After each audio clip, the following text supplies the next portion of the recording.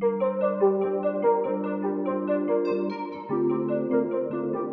we hop into this episode, I have one favor to ask of you. If you've got any kind of information or inspiration from this podcast, it would mean the world to me if you hit the subscribe button. Just like most podcasts out there are more people that watch this show that are not subscribed than that are subscribed. And so if you want to help me get bigger and better guests for this show as we go along, and I hope you do stick along, it would mean the world to me to hit that subscribe button so that we can make it happen. Thank you. Let's get into the interview. You started this whole, even the podcast journey, not intending to be a podcaster. You wanted to speak on stages, inspire people. And man, when I heard the kind of emphasis of what you're trying to do in the world, it aligns so much with what I'm doing of like, you've gotten through a lot of hardships in your life and you want to inspire people to help them realize that they can do the exact same things that you can't do mindset really overall. But how did you end up becoming a podcaster, one of the best podcasters in the world? Dude, you're 100% right. I had no intention of being a podcaster. Like, as a matter of fact, like when I started podcasting 8.5 years ago, there weren't many shows out there. Like, I would tell people I had a podcast and they would go, "What's a podcast?" Now they roll their eyes and they go, "Oh, you have one too," right? It's just blown up so much, but like, you never know where some medium is going to go. You never know what the next platform is going to be or what the next opportunity is going to be. But for me, podcasting was an opportunity to pick the brains of people who have already done the things I wanted to do, right? Almost the idea of like, let me learn from these experts, right? I wasn't a good student in high school and I barely got into even community college, even though they let everybody in, and let alone anything beyond that. And I was like, well, it doesn't mean I can't learn, right? I learned when I was 19 that I could read books and absorb and start to implement them. So the original idea behind the show was, interview entrepreneurs, pick their brain on how they did it so I can be an entrepreneur. And then 6 months before I launched the show, my mom lost a 20-year battle to opioids. And that changed the direction of my conversations, my daily thought processes. And it was not so much about business as it was vulnerability, self-development, overcoming rock bottom moments. And I think that was the piece that kind of helped me break through the noise a little bit early on. Was just the authenticity of the conversation. But it's really funny because I certainly never thought I'd be the podcaster. As a matter of fact, for years, I fought back against being the podcast guy. Like, I didn't want to talk to people about how to set it up or buy a microphone or whatever. And now I own 2 businesses in the podcast space. But for me, it was just going, okay, here's an opportunity for me to connect with people I admire. Let me see where it goes. And then I allowed the universe to kind of dictate the steps after that. Yeah, it's funny. It's hard to say no to opportunities when you have the skill set, even if it doesn't feel like it's 100% in alignment. I definitely understand that. Talking about your mom, I know that your mom and dad, there was a lot that went in your childhood that kind of obviously pushed you down the path that you're down today. But I'm curious of this balance of your mom dealing with the addiction, your dad ended up in jail at some point, but also it seemed as though they created a safe environment for you to be vulnerable and be authentic and be yourself and figure out what a true fulfilling life looks like. So what was that balance like growing up, kind of knowing that she was going through so much, yet also having a space to kind of speak with her about? Yeah, man, that's a really, really good question. My parents were amazing parents to me. They loved unconditionally. They encouraged me to do crazy things. I don't think I'd be an entrepreneur or even think about being an entrepreneur if it weren't for the parents that I had and the idea that I said that I would tell them I have this crazy idea and they go, yeah, go do it. Right. There was this odd sense of confidence in who I was from them. But again, with the addiction issues with my mom and, my dad going to jail for a couple of years, it was one of those things where I was like, well, these aren't the role models I want. Right. But I think the special key was the love that they had for me. You hear so many stories about people growing up and their parents being similar to my parents, but they didn't show love to the kids. And I think that was one of the key moments for me to realize that, like, I'm loved for who I am. Growing up, I've never shared this on a podcast. Growing up, my parents were misfits. My dad had a learning disability, still can't spell or read properly to this day, even though he ran his own successful businesses. And my mom was the go sneak behind the high school and smoke cigarettes with the losers kid, right? Like, I think that allowed them to be able to embrace me as I navigated my awkward stages of the teenage years, and allowed them to say, yeah, you can go do whatever you want, because they weren't supposed to even have a successful family or have 3 beautiful children or do any of those things, and they did. And so for me, I mean, I think embracing the love. And then when I became more of an adult, having to then be a parent to my mother. And I think that was probably one of the hardest things that I dealt with and struggled with. That's when you lean more into, I don't need the coddling of a parent anymore. But you certainly need somebody to help you navigate how to keep a job and how to stay in an apartment and how not to get your car repossessed and all these things I saw happen time and time again. That was probably the more difficult part to navigate. I certainly grew up really, really fast because it probably started more when I was like 16 than I think in my own memory of 19 or 20. It was probably more like 16. But I now look back at that and go, what a blessing. What a blessing to be able to learn those lessons at a young age and be able to put them into my life and implement them into my life and then share them so generously with the world where it can certainly change the perspective of so many people. Hopefully that answered your question. 1000%. And I think, again, it goes really far to say that I think our journeys are really intertwined in a lot of ways, in the way that we, pain turns to purpose in some way. I've heard you speak about it in previous podcasts, where it was like, things are happening for you, not to you. And there was an awakening for me when I asked that question, was, how is this happening for me? Rather than asking, why is this happening to me? It's the power of questions. It's why we podcast, we ask questions, we're curious people. What was that like? Really, that transition into not being a victim? Yeah, man. And honestly, it wasn't even that long ago that I really started to figure it out. Like I would say the awakening happened when I was 30. Now I just turned 40. So 10 years ago was, whoa, like where I am in my life, like sure, everything looks great on the outside. I was doing well in the corporate world. I didn't have any issues dating the women that I wanted to date. I drove a nice car. I did all these things that society said I should have. But like I realized that I wasn't happy, right? Even though I had all these things that society said I should have. And so that journey really began with me going, okay, I have everything that society told me I should have, like even though I went through what I went through. So how did this happen for me instead of against me, right? Like people would ask me all the time, how'd you turn out the way that you did with the situations that you grew up in? And I didn't have an answer. I did not have an answer. But it goes back to that story of the two sons whose father was an alcoholic. And the one grew up to be an alcoholic and the other one grew up to be very successful and never picked up a drink. And they asked them, hey, why are you an alcoholic? And the one said, because my dad's an alcoholic. And they asked the sober one, why are you so successful and so sober? And he goes, because my dad's an alcoholic. And I think that's when my mindset shifted at 30, was like, oh, wait, I can have happiness too. Right? I can have the things beyond the outside things that society said I should have. And I can truly live the life I want to live because of what I went through. And that's when I started to look into podcasting a little bit. There were some shows that I had listened to from time to time. And I was like, I think I might be able to do this a little bit better. I don't know. I mean, maybe it was an odd chip on my shoulder. But that's where I started to investigate it a little bit. And then when my mom passed away, that was the real awakening of, in that moment, I don't want to say in that moment, about 3 months after she passed away, I go, okay, why is this happening for me? And that was the first time in action, like in live action, I actually asked myself that question. And I think that's what led to me being able to speak out openly so much about what she's been through and what it meant to me. I've spoken out against the opioid crisis and all those things because of it. And a number of people have reached out to me and said, because of your show, because of your story, I decided not to take my life. And that's why, right? That's why this happened for me. So I can help save others' lives, right? And so when I asked myself, it was such a powerful moment, and now I do it every single time. And I refuse to be the victim of anything that's happening. COVID happened. I lost 75% of my income literally overnight. And I went, okay, why is this happening for me?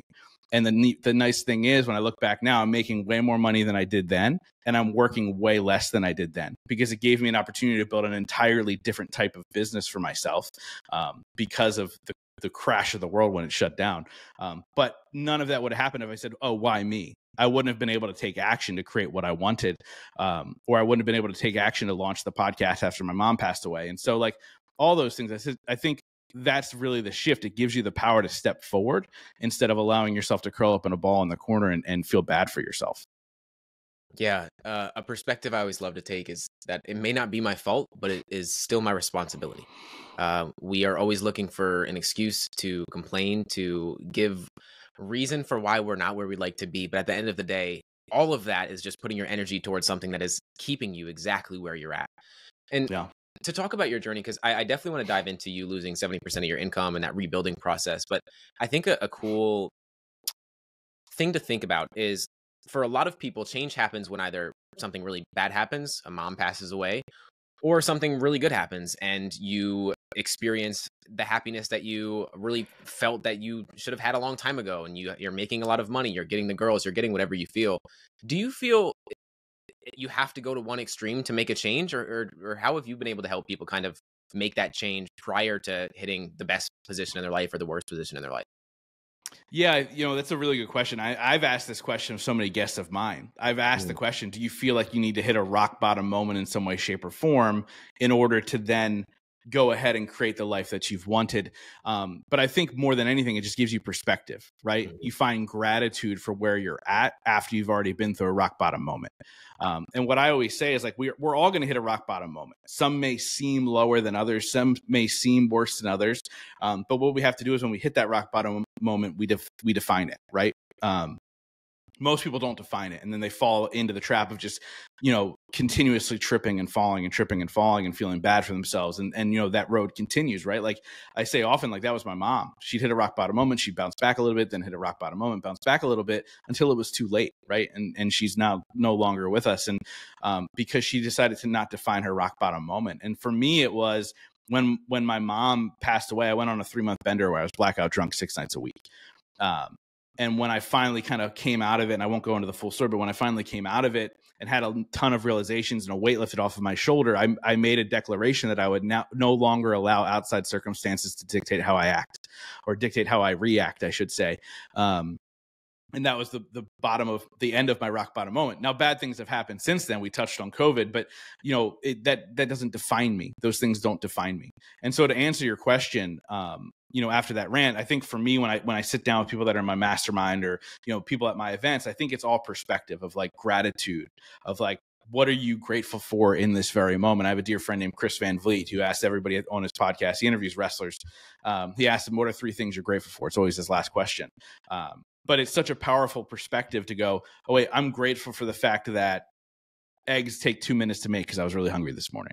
Or I'm grateful that the sun is out. Or I'm grateful that, I get a comfortable chair to sit in while I'm having this conversation with you. Like, whatever, even those small perspectives allow you to go, okay, I'm grateful for this moment because maybe I didn't have this before. So how do you find something that you have in your life that you're grateful for that wasn't always there, or isn't promised to always be there, and find gratitude in that moment? And I don't think you necessarily need a rock bottom moment, but I think the people that speak out about it the most have had that rock bottom moment because they feel it so much deeper. But you certainly don't need it to find perspective. Yeah, Chris is a great podcaster, someone I definitely want to get on my show as well. And I think it's really important to take that perspective, because I think you're gonna get what you look for. And if you're actively trying to look for things to be grateful for in your everyday life, you'll notice it even more, even without really thinking about it, just because you're looking for it. And it goes back to same things with excuses and complaints and everything else. That's why they're so toxic, is you're feeding more into it. You had a 1.7 GPA. Your mom, dad, we already spoke into it. Like, your trajectory didn't seem as though you'd be where you are today. And I'm curious, I know your mom passing was a massive shift for you, but can you remember a moment or a time where you really realized, like, this is going to be like the biggest pivot for me? I'm really going to start moving in that direction. Yeah, I do. I remember the moment exactly. Actually, I was 19 years old and I was in direct sales, still in community college, about to drop out because I hated it. And so I probably shouldn't admit this publicly on the record, but I was in community college for 4 semesters, but the 4th semester never shows up because I never showed up to class once. And the reason that I signed up for the 4th semester is because my family was so poor. They were giving me $900 a semester for books. And so I took that $900 and, along with the job that I had, and put it into buying my first car with cash. And so, like, I just took the money. And so I knew I wasn't sticking around, but I was in direct sales and I was making decent money. I was pretty good. I had a great closing percentage, one of the best in the country at the time. And I was making my way into management with the organization. And I was like, okay, this is cool. Like, I'm creating my own income. I'm creating my own schedule. I'm leading other people. I was like, this is neat. Like that was my nod into entrepreneurship. The idea of like, okay, hey, I want to become a full-time entrepreneur. Now, obviously there's a journey there, right? I didn't become a full-time entrepreneur until I was 32 years old. But, at that time I was in this organization and I was learning so much about business and closing skills and all, building rapport and all these things that we learn that, base skills for life. And in that organization, I had a mentor and he handed me a book called Who Moved My Cheese. Mm-hmm. Super easy read if you've never read it, 45 minutes. But it spoke to me so hard in that moment. And the book essentially talks about how change happens around you no matter what. And you have no control over that. You only have control over how you react to that change. And it was in that moment that I had like a small inkling in the back of my head where I was like, that's me. Like this is speaking to me and I can no longer allow these things to dictate who I become. And I want to create my own life. And it also made me go, hey, wait, there's people that write books like this. Like I want to help inspire people.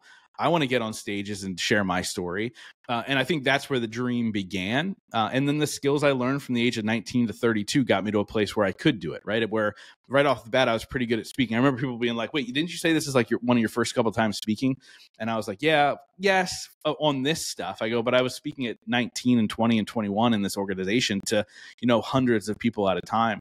But just learning these little skills in the corporate world and taking them into what I'm doing now, I think all of that gestation time was needed for me, right? Like there are people like you that can jump into entrepreneurship at a young age and crush it. I needed the gestation period of learning every step of the way, all the different things that I learned, and anything from, running a multi-million-dollar organization where I had to learn P&L and balancing and all that stuff. Like I learned all that stuff in corporate where I was able to take it into my entrepreneurial world. I couldn't have done it at 19, but feel blessed that I got introduced to it at 19. So I had the time to learn. Yeah. I mean, I started at 17, but I got introduced to the books like you're speaking about and wanting to, I had the same inkling as you of wanting to learn from these people. And luckily, I just grew up in an era where social media was such a massive thing. And I think it's crazy to think that we're, I think, the only people in history that will ever know what it was like to live before social media. And now being a part of it, there's so many upsides, there's so many downsides. But even though you were in corporate, you did have businesses. They may have failed, but you had an events business, you had a coaching business, you had an app business. Like you tried things. And I think that's more than most people even think of doing, because they have a thought and they automatically turn it down, because I think a lot of people are just afraid of their greatness, to be completely honest. What was that like for you going through that? Do you have, and this might be a weird question, but do you have like a favorite failure that set you up for success? Yeah, dude, it's probably the events company. So the funny thing is me and a business partner at the time, we started an events company. I think I was like 24, 25 at the time. And it was geared towards really kind of local businesses and local business owners. And we'd focus on different topics in these small seminars that we were putting together, whether it be on entrepreneurship or customer service, or we did a nonprofit expo that did very, very well. And all these things, but very, very kind of local, centralized, because social media wasn't a thing. These big events that people throw now, like, Growth Now Summit Live, they weren't a thing back then. And so it was like, okay, like, let me create this opportunity for people to learn. It goes back to like, hey, I wanted to help people progress, but I didn't feel like I was in a place where I could be the person teaching. I was 24. I was trying to figure it out. Like, so we brought in experts to speak, and we ended up putting together a business expo. We put every dime that we had profited into this business expo. We paid a speaker a lot of money. It was actually Bill Rancic, who won the first season of The Apprentice. Takes you back to before Trump was president. And we were paying him a lot of money to come speak at this event. And we ended up selling 3 tickets to the event. So obviously we lost all of our money. The event never happened. We actually sold those 3 tickets through Groupon. And if you know how Groupon works, they cut the price in half, and then they only give you half of that.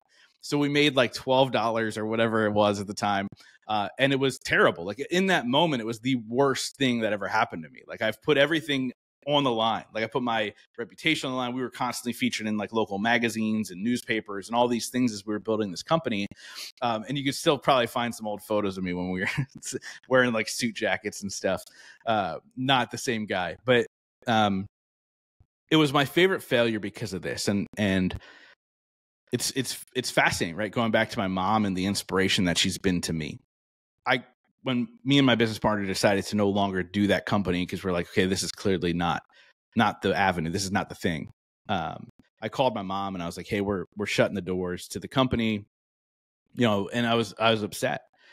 And I thought it was over for me. Like, I thought it was like corporate forever, like, system slave, 8 to 5, Monday through Friday, like wait for my 2 weeks of vacation.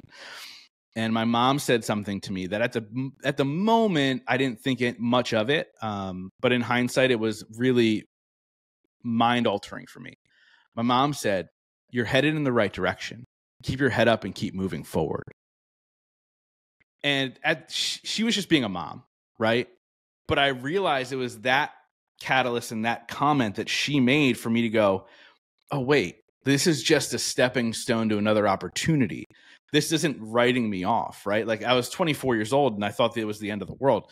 Like, I'm 40 now and I still have plenty of time left to do more great things, right? And I actually gave the eulogy at my mom's funeral, and I ended the eulogy by saying, she's no longer with us in body, but what she would want you to hear is keep your head up and keep moving forward. And it's just such a powerful thing. I'm actually getting chills thinking about it. That's my favorite failure because of that lesson that my mom gave me afterwards. It really is so powerful, man. And I appreciate you sharing everything about your mom. I've heard you speak about her in other episodes as well. And I think it's, for me, it's my father, my uncle, my grandfather that passed really young. And I think pain turning to purpose is so powerful because so many people are going through that pain right now and not seeing how they can turn it into something. And you've been able to do that. And it's really inspiring, man. And I'm curious, from your journey, from the beginning of your journey to now, what do you feel is something that you have changed your mind on? What a powerful question.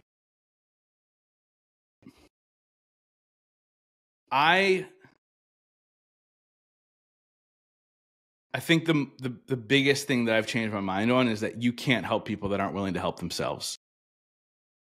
I used to think that I could help everybody, right? Share a message, say the right thing, hold a hand, drag somebody along with you. But if they're not willing to help themselves, they're not going to move. They're not going to budge. They're going to hold you back more than anything else. And it was a hard realization because I want to help as many people as I possibly can. But when you try and help people who aren't willing to do the work, who aren't willing to show up, who aren't willing to invest in themselves, who aren't willing to at least make a move, do something different than you did yesterday, you're just draining yourself. And I realized that for a long time, I poured from an empty cup trying to help others, and it was doing nothing but hurting me. It was hurting me physically, financially, relationally, spiritually. I wasn't able to show up as my full self. And that was the biggest shift for me was, okay, I'm done helping people who aren't willing to help themselves. And that opened my eyes to the idea that like there are still so many people who are willing to do the work. They just don't know how to do it. They just don't know that first step. They just don't have that spark of motivation that they need. And that's who I started to focus on. And I think that was a huge shift in my business in general, being able to serve people who want to be served versus trying to serve every single person. Because I'm not for everybody, right? Just like you're not for everybody. Just like Tony Robbins isn't for everybody or whoever else, right? It's just about showing up and serving the people who want to be served and serving the people who want to do the work. But that was probably the biggest shift for me. Yeah, man, I think that's the hardest lesson for me to learn. And I think I'm still trying to learn it. I think most of us that are in this space of personal growth, trying to, especially podcasters as well, we're surrounding ourselves with people that are doing amazing things every single week. And we want to give that to other people because we've been able to, that's why we speak. That's why we create podcasts. That's why we put this into the world because we feel, at least I feel, an obligation to do so.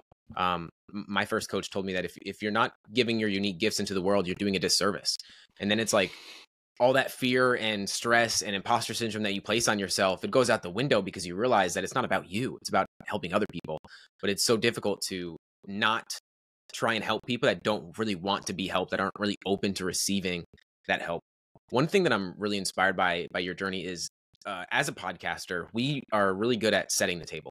We're really good at putting other people, I guess, on pedestals in a way that allow them to speak their truth and put their emphasis and work into the world. I'm curious, when did you start allowing yourself to be the one sitting at the table? Yeah, man. So that's a good question because I fought it for a long time. I always used to say these people that I interview, I just want them to talk about me when I'm not in the room. Like I want to be mentioned. I want them to acknowledge that I did something pretty great, that they remembered the conversation that we're having. Like for the longest time, I put that out into the world, right? And I'm sure it was, even though this term is overused, but I'm sure it was the imposter syndrome, or the limiting beliefs. It's like, who am I to be the person to speak on a stage? I did my first ever event in 2019, and I didn't give a talk.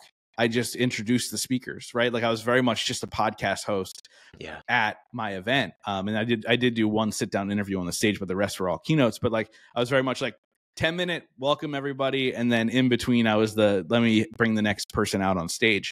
And it was actually at that event that changed my perspective. So essentially the way my event's set up, there is a VIP welcome reception the first night, the full event the next day. And then there's a small group of people and speakers that do like a half-day mastermind together.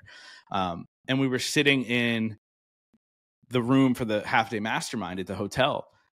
And I remember we were just about to kick off, and this entire room of the speakers that we had, which were, freaking rock stars like Sarah Centrella and Chuck Balsamo and Albie Manzo and like all these people that have done crazy things. And then there's me, right?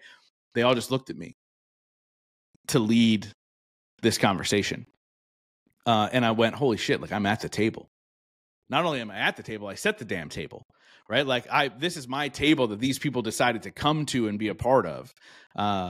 And I then led the table through a half-day mastermind of brainstorming and working on business and working on life and making connections that lasted forever. And I think for me, that's when I went, okay, I'm showing up bigger every time now, because I saw it in other people, the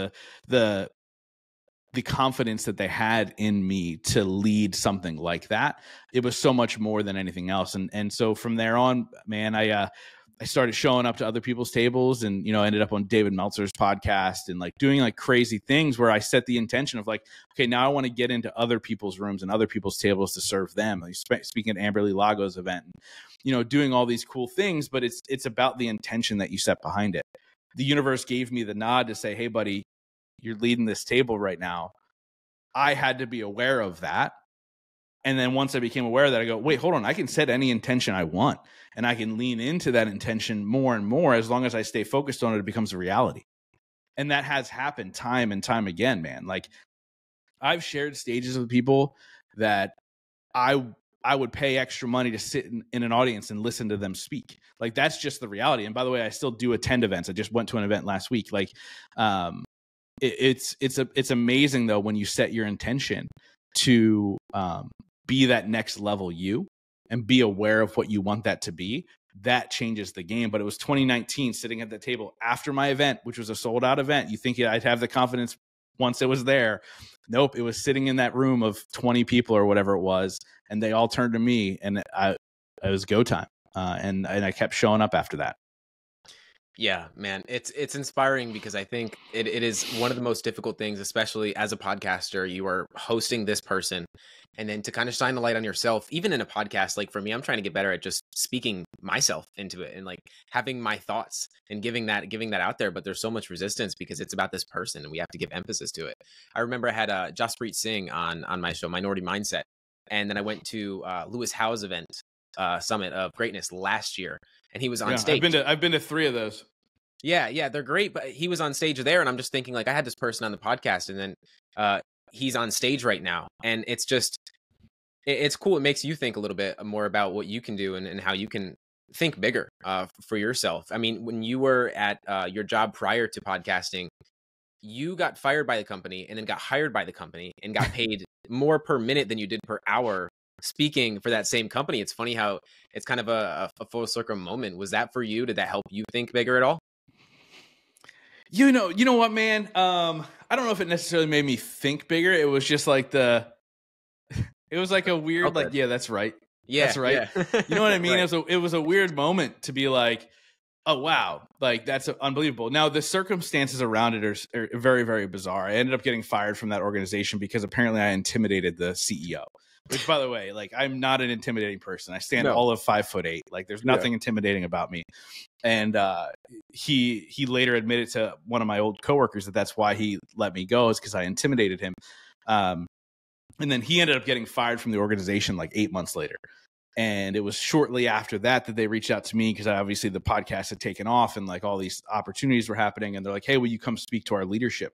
So it wasn't even like, hey, they hired me to speak in one of the things they put together. It was speaking to the people who used to be my bosses.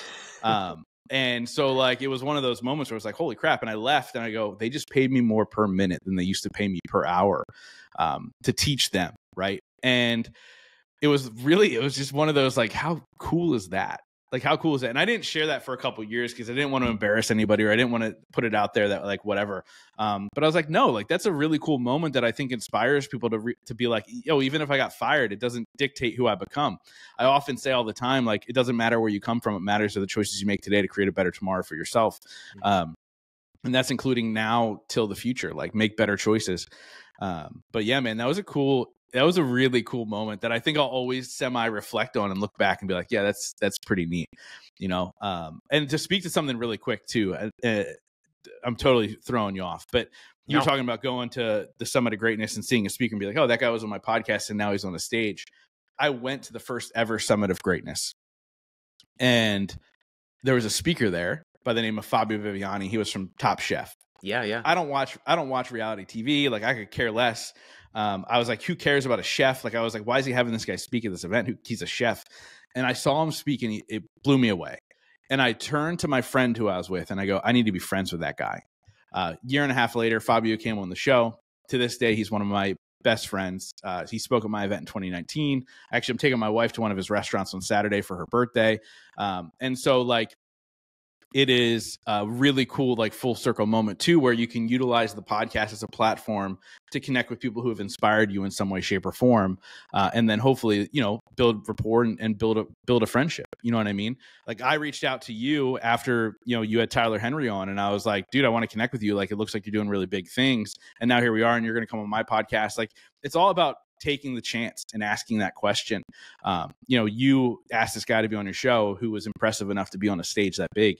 Like, that's all the courage to step up and ask the questions. Absolutely, man. It's inspiring. I've heard you speak about him too. It seems like he's had a massive impact, not only on the podcast, you know, relationship building, but the way that you think about relationships and building a podcast, building a business, living a fulfilling life. Yeah, the way that you speak about him is really cool. He seems like a really amazing guy. And it really is cool, the relationships that you can build through the podcast. I mean, we started as a way to kind of learn in a way. And then it builds into, it's so hard to not build something when you are collaborating with people that are doing amazing things every single week, inspiring people to do something. And then you feel even more inspired to do something for yourself. When you started the podcast to now, is there an unexpected benefit that you didn't think that you'd get from the podcast that you've realized has continued to stick around? Yeah, man, it's the greatest networking tool of all time. Like, I didn't think I'd be friends with these people. I didn't realize that I'd be able to form relationships that were life altering. Like, I think I said to you when we first connected, like, I'm really good at spotting talent before they really blow up. So people are always like, how do you have Ed Milet on your show, or Bert Kreischer, or Nick Santanastasso, or all these things? Like, I got them right before they blew up. Like, it was just being super aware. Yeah. As a matter of fact, Nick Santanastasso, do you know who that is, by the way? I do. Okay, I've been trying to get him on the show for a year. Yeah, I'll see if I can make an introduction. I was the first podcast he was ever on. Wow. Ever. And actually, it was Fabio who introduced me to Nick. Of course. And then Nick came on the show, and then Nick spoke at my event in 2022. But it's about timing sometimes too. Big time. But I think what I'm attracted to and drawn to, and I think you're similar by seeing who you've had on your show. Yes, obviously smart people who do really big things, but people who genuinely care about others.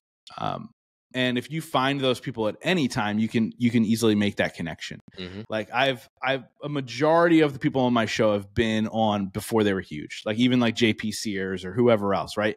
They were big, don't get me wrong, but like Bert Kreischer didn't have 5 million followers on Instagram or whatever he has now. I think he had less than a million, right? Yeah. So like, it's all about, you know, just being aware and asking. I always ask myself, like, is this somebody I want in my space? Is this somebody I want to be a part of my life? Does that mean all 525 people that I've interviewed or whatever it is? Like, does that mean they're all in my space? Absolutely not. I don't have the capacity to do that, but I'm not willing to have them on the show and share them with my audience or speak at my events or do any of those things if they aren't willing to be those people who give, or they aren't those people that I say, hey, I want them to be in my space, because I really honor the relationship I've built with my audience, and I want to continue to honor them by being true to who I am, and giving them really good people to absorb from and hopefully connect with, and continue to build their relationships with these people as well. Yeah, man, absolutely. I had Gary Brecka on before. He was massive as well, and That's see a him big now, get. massive, and I didn't even realize at the time. It was like, yeah, like he seems interesting. I'd like to learn from him, and then you see, I think not long after, I think actually a week after our podcast released, his episode with Joe Rogan released. And so that was, for me, it was like, okay, the relationships that you can build. I think one thing that I'd love to dive deep in on is the reason that podcasting is so good at building relationships is because we are providing something for that person, right? It's not just, and for me, when I first got started, it was, I don't have the listenership. I don't have anything. I'm 17 years old. I have nothing really to provide other than a platform to, help them share their message. And that's why it's difficult for, podcasters to kind of speak about yourself when this is the value that you're giving, is giving them a platform to speak about themselves. But I think a lot of people, when it comes to podcasting, they don't think about, how can I provide value to this person? And the way that for me that it's always been is, if I can't do anything else, the one thing that I want to do is make that person feel seen. Similar to you, when they get off the podcast, is this a memorable podcast? I've had many people come on, say it was the best podcast. Tyler Henry was the best podcast he's ever been on. He's been interviewed by everyone that you could ever think of. And for him to say that about me is, okay, I'm doing my job and providing value. How have you been able to really not only build relationships, but keep and maintain those relationships after the podcast? Yeah. So I think one, to build them, or even to start them, right? Like, it is being totally like tuned into the conversation that you're having. I've been on over 200 podcasts, I think, roughly. Last time I counted, it was like 160 something. And I've done a number since then, over the last 8.5 years. It's not like I'm like a podcast junkie. I hop on all the shows. But a lot of them phone it in or mail it in. Hey, I need to get through my questions. I need to make sure I highlight their book. I need to make sure I whatever. I'm genuinely curious about every single person I interview. Like, I've gotten to a point now, like, if I don't have an interview lined up that I'm not interested in, I don't just do one to do one. Because that's not the point. The point is, I want to have a genuine connection and conversation with somebody. I am self-diagnosed ADD. So it's very exhausting for me to be a host, to be actively listening. And what I mean by actively listening is truly absorbing what the person is hearing, while also thinking ahead at the same time as to, where do I want this conversation to go, right? I look at myself as a director of the conversation, while also still sprinkling in that, like, oh, hey, Justin knows a couple things, right? Like, you had mentioned that's something that you're actively working on. Because for me, when I started to do short solo episodes weekly, that's when my audience started to reach out to me. Before, they weren't reaching out to me. I was like, who's listening to the show? Why are my guests saying that my audience is great? Like, what is going on? So I know the importance of sprinkling in your own knowledge throughout as well. But I think the genuine curiosity of the people that I'm interviewing allows them to open up a little bit more. I'm vulnerable with them. They end up becoming vulnerable with me.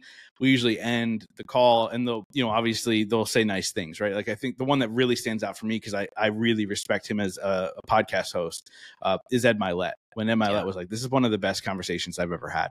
He's like, it felt so deep and real and vulnerable. He's like, you're really, really good at this. And I was like, oh, dang. Like, that's pretty cool. Like, that was years ago. Right. And so, like, that gave me even more confidence to have these conversations with bigger names and do all those types of things. And then from there, I manage the relationship. So I actually have 4 non-negotiables every single day. But one of them is reach out to somebody I care about and let them know I'm thinking about them. And that leaves those touch points open, right? Like, I actually have to text CVV today because I was watching Monday Night Raw with my stepdaughter last night, and they mentioned his podcast on Monday Night Raw. And so I'm like, that's a pretty big deal. I should reach out and be like, dude, by the way, you got a shout out on Raw. I don't know if you saw it. And so doing those types of things to maintain, like, understand that, like, these people are all over the country, all over the world. Like, I'm not going to see them all the time. but I fly a lot and I travel a lot. And if I'm in town with somebody, be like, hey man, I'm coming to your town. If you want to grab a coffee or grab a beer or whatever you want to do, like, let's link up. And we do that. Right. And I don't even see my best friend more than twice a year. So you can maintain relationships without seeing these people all the time. It's just about being consistent, being curious, and being generous with your time and your emotions with them. Yeah. I mean, life is such a business life. At most things is a relationship game. And treating it like a game, but also treating it like it's really important. I mean, these are people. I'm similar to you, where if I don't have a guest for next week, like there was a couple weeks ago where I didn't have a guest for the next week, and I was like, I don't know what I'm going to do because I don't have any, like, I've already followed up with everyone I could follow up with, like, who's going to be on next week. I don't want it to just be another body. I really want to be interested. And I think it's really important to really treat it like it is a relationship. It's not just another body to have on the podcast. Through your podcasting journey and coaching journey and speaking journey, everything, I'm curious, what is a skill that you wish you developed earlier? Oh,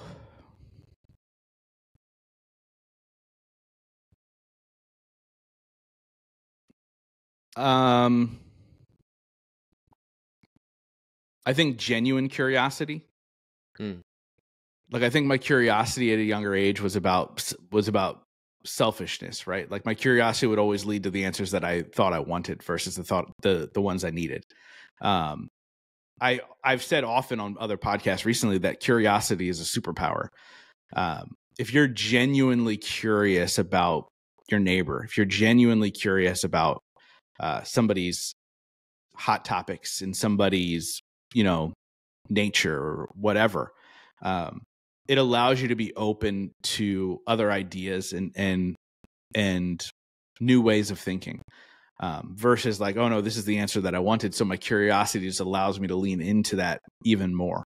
And so I think that has been a true game changer for me over the last, more than anything, over the last 4.5 years, probably since COVID and all the divisiveness that happened at that point. I was like, I don't want to be the divisiveness. I just want to be curious as to why one side's yelling get a vaccine and the other side's yelling don't get a vaccine, and like, where do I live by asking the right questions, right?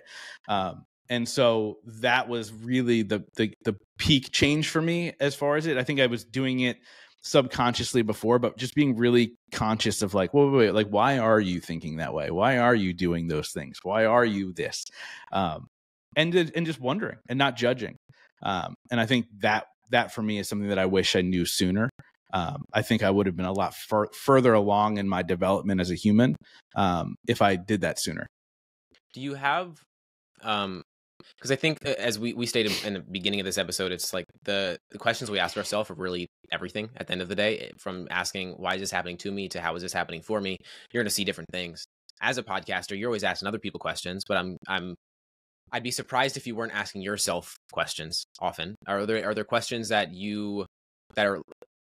are always in your thought process, day to day, week to week, that you just continue to ask yourself to keep you grounded?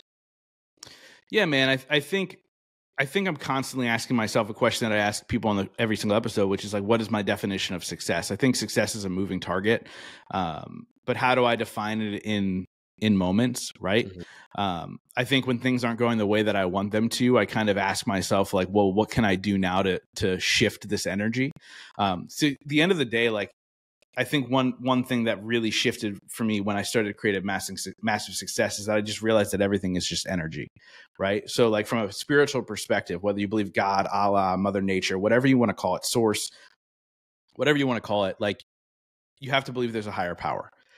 The second thing is you have to believe that everything is energy. Like, literally break it down to science: protons, neutrons, and electrons. And so when I'm in flow, that means I'm flowing with the energy around me instead of against the energy around me. And so when things aren't going my way, I kind of look at it and I go, okay, well, what is this supposed to be teaching me? Or what am I doing wrong? Or how can I do something differently? And that's an everyday process, man. Like, as you're navigating the lead gens or the sales and the closing and all the things in between, like, you're like, how do I make sure everything is flowing smoothly? I think I told you when we first connected, I don't like working a lot. I work 2 to 3 hours a day. And from that standpoint, like, I'm like, if everything's running against me, I'm not working 2 to 3 hours a day. So how do I make those adjustments? And so I think it's little small micro questions throughout the day, as if you bump into something or somebody. I think too, like, just constantly being like, okay, how are my relationships working out for me? Like, how can I balance those even better? Like, we all know the 5 love languages, right? Like, my number one love language is words of affirmation. I love when people tell me I did great. You know, my wife's is physical touch. Physical touch is very, very low on the totem pole for me. But I always say to myself, like, hey, did I check in with my wife in the way she needs me to today? Right? Did I let her know that I love her through the way she receives it? Just being aware of that, I think, is a constant kind of, I don't want to say constant, but like a regular daily check-in of like, where am I at here? And so for me, I think it's just that constant like check marks throughout the day. Like, have I done the things that I needed to do in order to serve more? And I'm not talking about my daily to-do list. I'm talking about on a much broader scale. Like, is everything flowing with me? And I just ask myself those types of questions throughout the day. So you've heard the quote, you are the average of the 5 people you surround yourself most with, right? Well, that's more true than you could possibly imagine. And what if those 5 people were a human lie detector, an FBI negotiator, an ex-CIA spy, a billionaire, and everything in between? Well, that's exactly what I've been able to do with my podcast over these past few years. From starting in my car with no money, no experience, no following, not even a microphone, and now I'm collaborating with some of the most profound individuals in the world. And it's because of 2 simple things: crafting the perfect pitch so that when the person sees the message, they are open to actually entertaining the opportunity of speaking with you. And number 2, finding a way to get that pitch seen to begin with so that you actually can get in that room. And if you want to learn the skills and how I've been able to get the guests that I've been able to get in my show without any kind of audience or experience, the link in the description will be there for Get Your Guest, my course, and how I've been able to collaborate and connect with some profound individuals and show you how you can too. Talking about working 2 hours a day, how has your relationship with work changed over the years? Because I think it's, as an entrepreneur, when you can work, people think that when you become an entrepreneur, you work less because now you make your own hours. The reality of it is you make your own hours. So now you work more for most people because it's hard to turn that off. So how has your relationship with work changed? Yeah, man, I used to work all the time. I would be the guy who, you know, I'd wake up in the morning, even before coffee, I'd sit down at my desk and start to get work done. I'd drink my coffee while I was doing the work. I'd eat my lunch while I was doing the work. I'd maybe go meet a buddy for dinner and then come back home and do more work. Even if I was, you know, watching TV at the same time, I'd be working. And a lot of it was BS work. Like, it wasn't actually moving the needle. It didn't actually need, it was just me wasting time, making me feel like I'm being productive. Right. Mm-hmm. So now I've shifted it into like, how productive can I be in such a small amount of time where I move the needle massively in that short amount of time? And so I literally, before I leave my desk for the day, I will create a to-do list for the next day. And then when I sit down at my desk the next morning, I do the to-do list, and when it's done, it's done.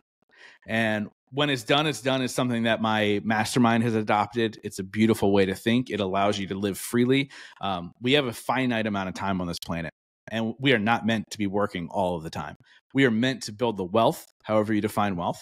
We are meant to define the wealth that we want to build, and we want to be able to lean into that and enjoy that wealth, right? Wealth could be relationships, wealth could be money, wealth could be whatever, trips, whatever you want it to be. And so I've never met anybody who's going to be on their deathbed and be like, oh man, I should have worked more. Right. And so I am more productive in those 2 to 3 hours every single day than I ever was when I was working 18 hours a day. As a matter of fact, even in the corporate world, they're doing studies that when they cut people down to 4 days a week versus 5 days a week, they're more productive. They get more done in less amount of time.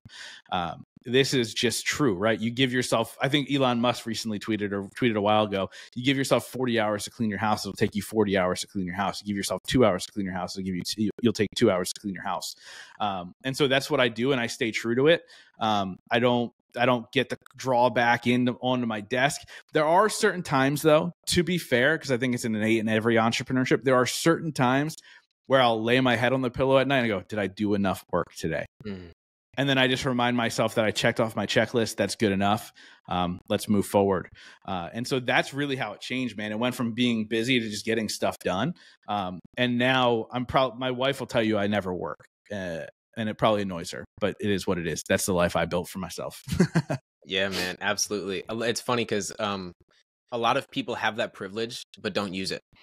A lot of people have the ability to not work, yet they fill their time doing it because feeling busy fills a void within you that you don't have to sit with yourself. And that's one of the things that me and you touch a lot on, because a lot of people are running away from something. Most people aren't running towards something. I've really found that most people are not running towards something. They're running away from something. And working is a great way to run away from something because you never have to sit with yourself.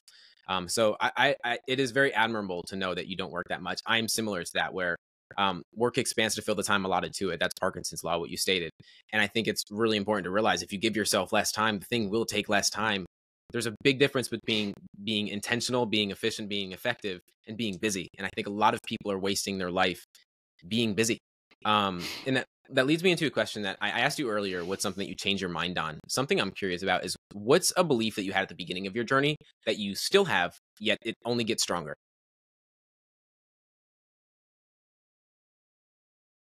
That relationships are the most powerful tool you can have to build the life that you want, period. And the most important one is your spouse.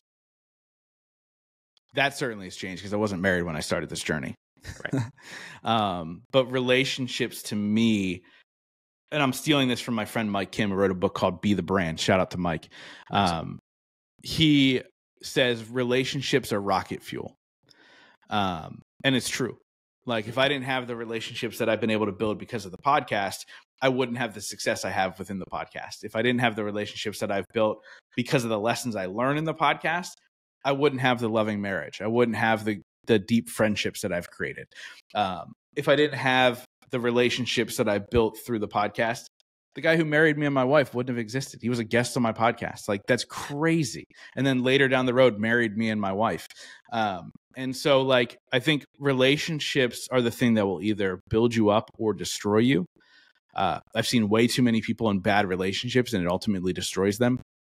Whether that's business, by the way, I've had bad business partners. I've done all the things, which is why I tend to shy away from business partners these days. But you know, it's one of those things that, like, they'll either destroy you or build you up. So make those choices wisely. You know, what are your core values, and are the people that you're spending your time with living in those core values or living against those core values? And just be truly honest, right? Like, it's funny. I think when people hear somebody like me or you talk about relationships because of the people we've interviewed, they immediately think it's like, oh, only the ultra successful, right? Well, no, like the 4 people that were in my wedding, the 4 groomsmen that I had in my wedding last April, 2 Aprils ago at this point, the shortest relationship I had with those people was 19 years. I'm still friends with people who, you know, make $50,000 a year and they're happy with in that moment. Like, I don't care about your external successes. I care about your heart. I certainly care about how you treat the people around you. And I care that you're true to your word. And I would say those are the things that, like, if you're somebody with a big heart who gives more than they receive, and then you're also true to your word and you show up when you say you're going to show up, you could be my friend for life. I don't care where you're at. You could have the worst demons in the world. I'll still love you and support you. And so yeah, man, I think that just gets strong. I think it gets stronger every single year for me, how important relationships are.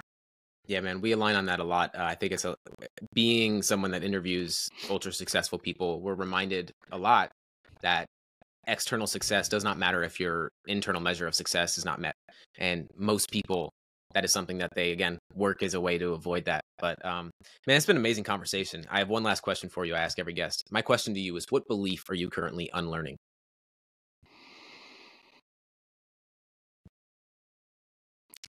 Oof.